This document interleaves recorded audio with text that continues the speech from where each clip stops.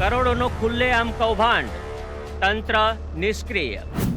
Bogus પેઢી બનાવી જીએસટીના ઓઠા હેઠળ ચલાવવામાં આવી રહ્યું છે કૌભાંડ.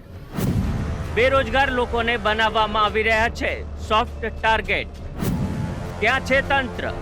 શું કરી રહ્યું છે તંત્ર? ફરિયાદ બાદ પણ કેમ નથી કરાઈ રહી કાર્યવાહી?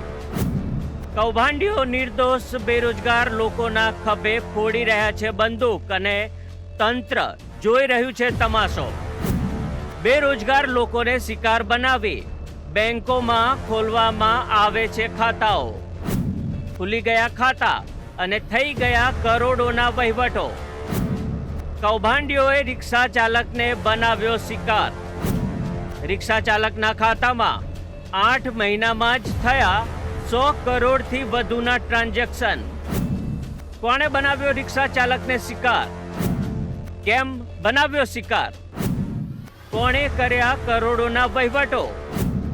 જુઓ આજે રાત્રે 8 વાગે માત્ર બી ઇન્ડિયા પર.